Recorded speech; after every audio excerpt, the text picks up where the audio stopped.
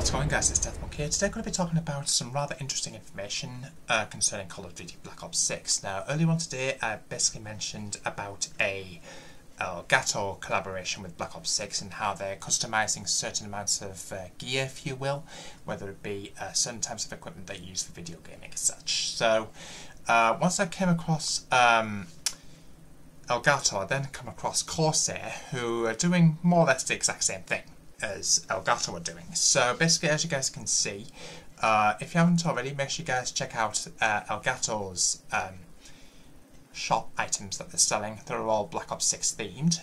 Looks like CORSAIR are doing something similar as well. Some people may be aware of this already, but just in case you're not, as you guys are currently seeing on screen, we've got a K65 Plus wireless keyboard. Looks pretty cool. There's also an MM300 mouse pad.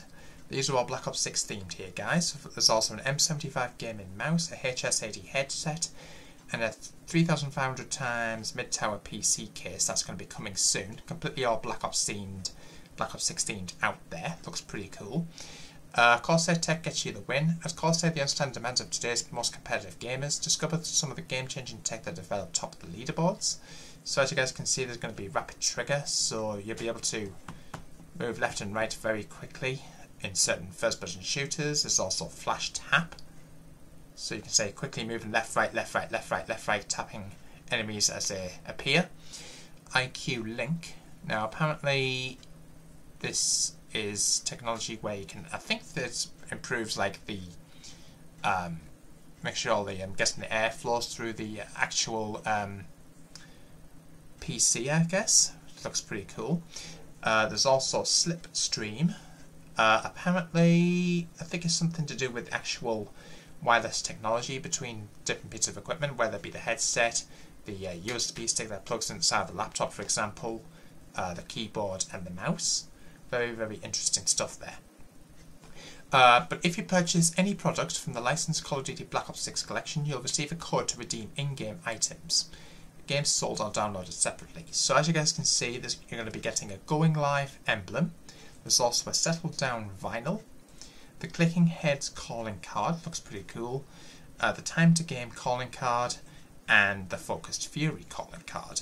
Now, if I'm not mistaken, the Time to Game calling card, the Settled Down vinyl and the Going Live emblem, those three items are actually available if you purchase any ELGATO items from their store. So that's very, very interesting there, guys, to say the least. Let me know what you guys' views and opinions of that in the comments box down below. Now, as you guys can see, SCUF Gaming are also collaborating with Black Ops 6.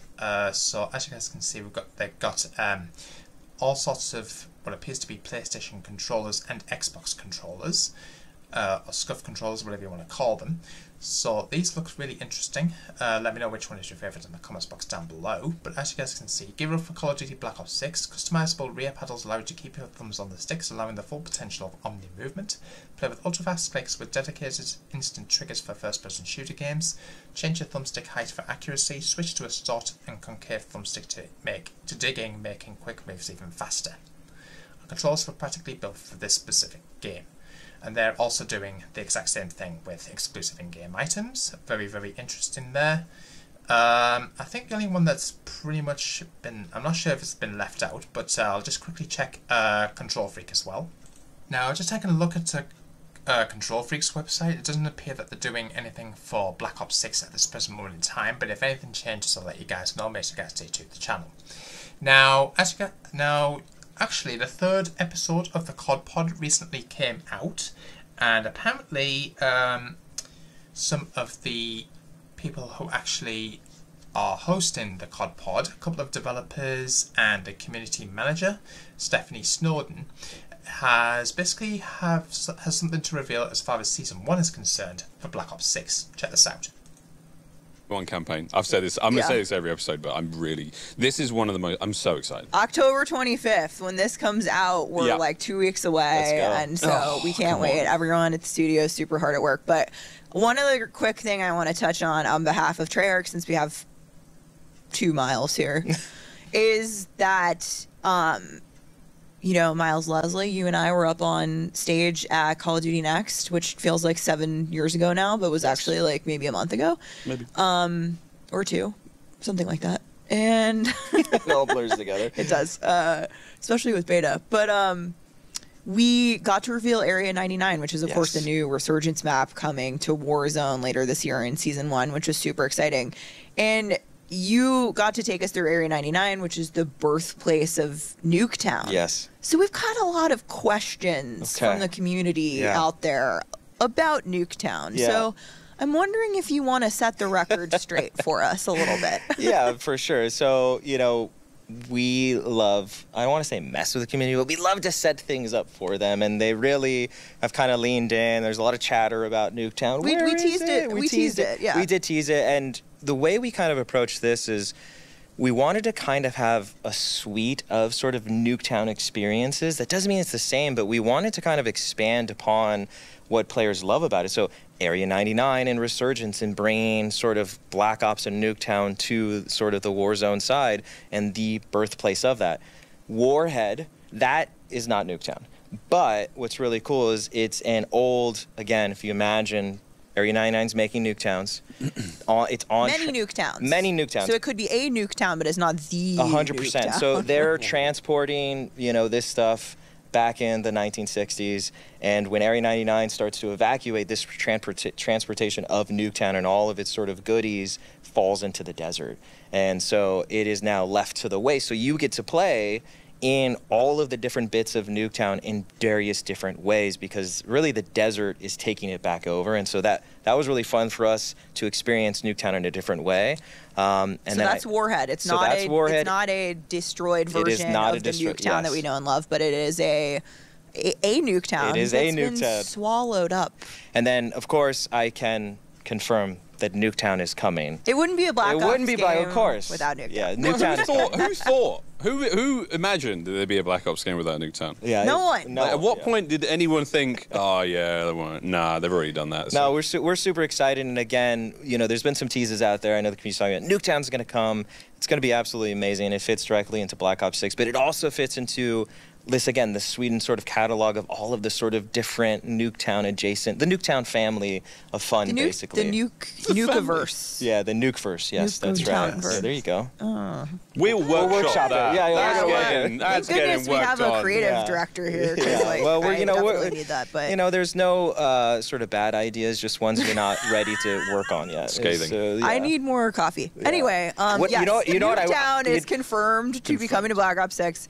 Shortly after launch. Shortly after launch. We're super excited. Fans are actually going to love it.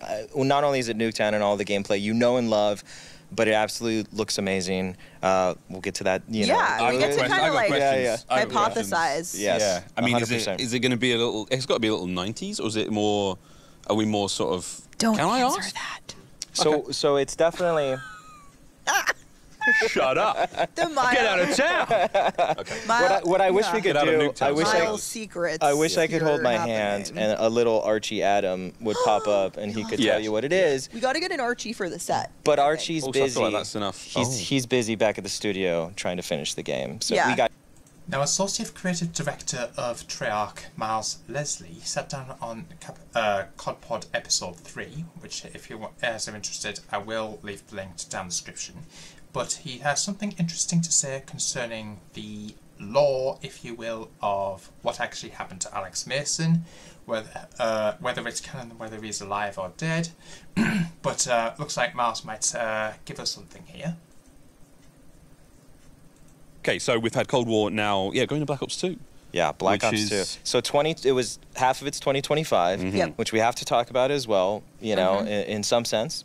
Which is important because it's, you know, we have the 2025 storyline in Black Ops 2. We've got the 1980s flashbacks. And then, interestingly, Black Ops 6 comes in the middle of those two things. The entirety of Black Ops 6 is set in 1991. So it's, I think, 3 years after the events in Panama. Yes, so big moment in Panama for those that know, right? Black Ops 2.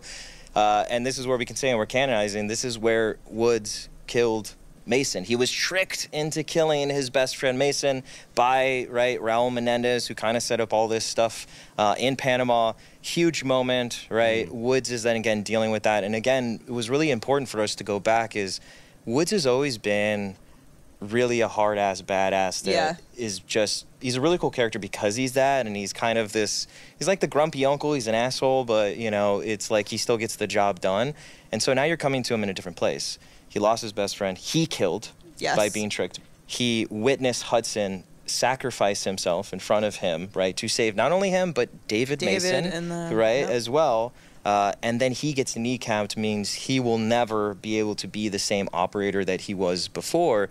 We're coming into Black Ops 6, where he's had a few years to try to digest that, but that's a huge change. And now it's really interesting for us to come back to that character. You guys have really put him through the ringer. Yeah, well, welcome to Black Ops, and he was in the shipping container, you know. Tortured. He was there. I remember that scene when he opened, I was like, wow, Woods has lost a lot of weight. This is bad. So when you talk about Black Ops 6, and this is what we've started to do, and we can't talk about all of it, right, is there's a lot of endings in Black Ops 2, and we went back, and if you do the 80s missions and 2025 is we ourselves need to canonize things. So here's the big moment in the podcast, folks. We're talking about which of the endings in Black Ops 2, what really happened at the end of Black Ops 2 in terms of canon. And we get to hear it straight from Trevor. So with Mason dead, we can't give it all away just yet, but obviously with Mason dead, that tells you a lot about which ending might have been canon. But I just want everyone to know is we have a canon ending. We're weaving through who survived and who didn't, and you might see them at some point in the future in different ways. Interesting. So there you guys heard it from Master Leslie himself. It is canon that actually Alex Mason is dead. So that's really interesting. Let me know what you guys feel and thoughts in the comments box down below. Make sure you guys like, comment, subscribe, hit the notification bell. I'll see you in the next one. Peace out.